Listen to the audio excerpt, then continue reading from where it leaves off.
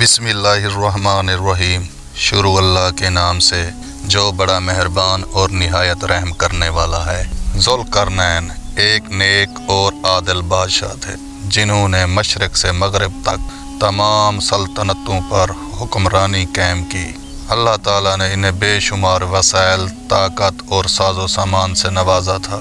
انہوں نے 3 بر اعظموں کا سفر کیا اور ایران سے لے کر بحر روم کے مغربی کنارے تک، بلوچستان سے مکران کے مشرقی علاقوں تک اور شمال میں کوہستانی سلسلوں تک فتوحات حاصل کی۔ قدیم روایت میں آتا ہے کہ ذوالقرنین ایک چھوٹی سی سلطنت کے شہزادے تھے۔ اپنے ملک میں کچھ حالات ایسے پیدا ہو گئے کہ ان کی جان کو خطرہ لاحق ہوا اور وہ کسی طرح وہاں سے بچ کے نکلے اور کچھ عرصہ صحرا میں روپوش رہے۔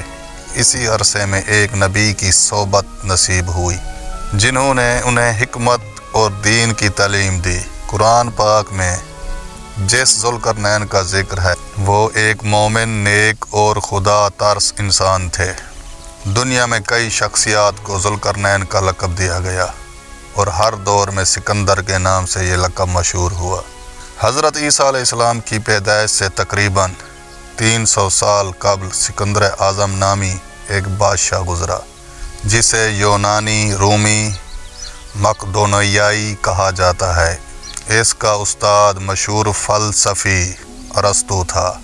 سکندر 20 سال کی عمر میں مقدونیہ کا بادشاہ بنا اور 23 سال کی عمر میں یونان کو فتح کرتے ہوئے ترکی، شام، ایران، بیت المقدس اور بابل تک جا پہنچا۔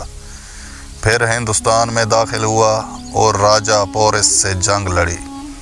واپسی پر مکران کے راستے مقدونیہ جاتے ہوئے 33 سال کی عمر میں فوت ہو گیا۔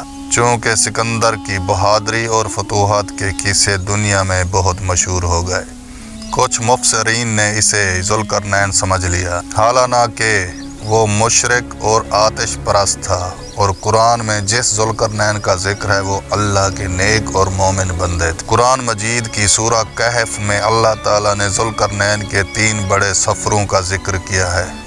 پہلا سفر مغرب کی جانب تھا جہاں انہوں نے ایک ایسی قوم کو پایا جو ان کے سامنے بے بس تھی۔ اللہ تعالیٰ نے انہیں اختیار دیا کہ چاہیں تو انہیں سزا دے یا بھلائی کرے۔ ذوالقرنین نے رحم اور عدل کا مظاہرہ کرتے ہوئے ان سے اچھا سلوک کیا۔ دوسرا سفر مشرق کی جانب تھا جہاں انہوں نے ایسی قوم دیکھی جو سورج کی تپش سے بچنے کے لیے کسی سایہ دار چیز سے واقف نہیں تھی۔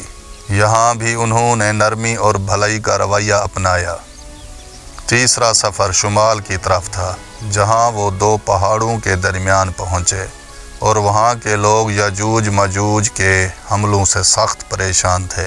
ان لوگوں نے ذوالقرنین سے مدد کی درخواست کی اور مال و دولت کی پیشکش بھی کی۔ ذوالقرنین نے اللہ کی رضا کے لیے بغیر کسی ذاتی مفاد کے ایک مضبوط دیوار اور تعمیر کروا دی جسے قرآن میں سدِ ذوالقرنین کہا گیا ہے۔ یہ دیوار آج بھی قفقاز کے علاقے میں پائی جاتی ہے۔